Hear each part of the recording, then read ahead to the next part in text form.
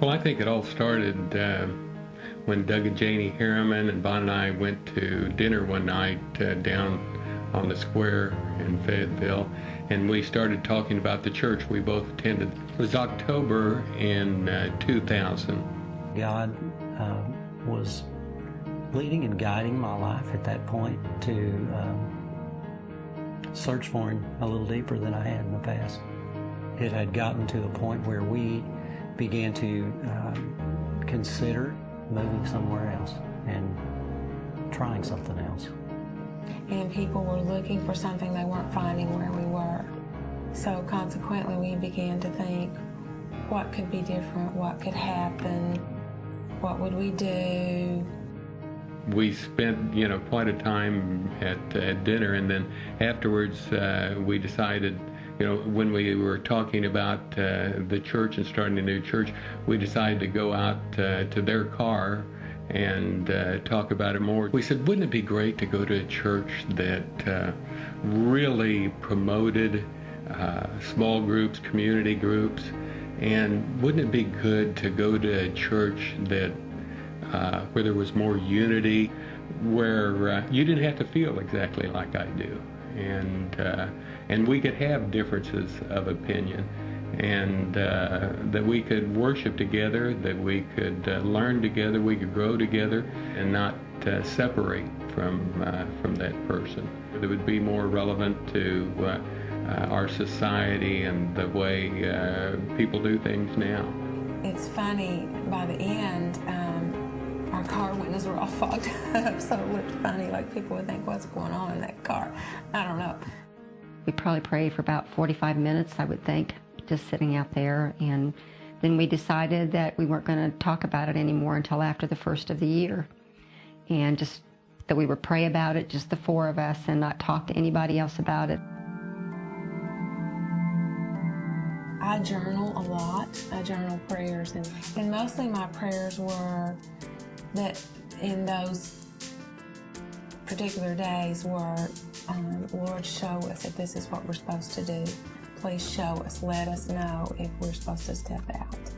And that was the basic prayer. Prevent us if we're not supposed to. We dedicated ourselves to praying about it every night from October until the 1st of January. And then on the right after the 1st of January, there were several other couples that approached us and indicated that they had similar interests and in the possibility of starting a new church. We got with these other couples. We formed our own little small group, so to speak, then, and we met, I think, every Monday night. I think it was on Monday night, and the excitement was just, overwhelming. We just couldn't wait till we could meet again, and I'd never felt that way about meeting church-wise before. We prayed for, I don't know how long each time, and cried together, and even, we laughed a lot, and it was just like a spirit moving like none of us had ever known.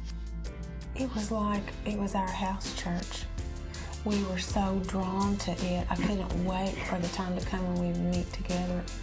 We always ate. We'd have a meal, and we'd talk, and then we'd end the evening with prayer. It was exciting. It was warm. It was comforting. It was peaceful. But it was something I felt like I couldn't get enough of.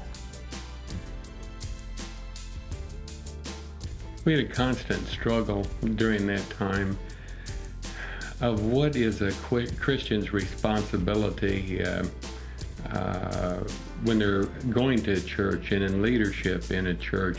What is your responsibility to stay there and to be loyal to that body? Or is it your responsibility to try to start a new church? When we met with the elders, the women came too. It wasn't just the men. We all went, and there wasn't a difference in the men and the women. It was powerful. It's like nothing I've ever experienced. Just that camaraderie and the feeling of oneness and togetherness is something I've never experienced before. It was amazing. But that entire time, from January till May, our constant prayer was, God, do you want us to start a new church. And if we start a new church, will you bless it? And at some point, we felt like he told us that he would bless it.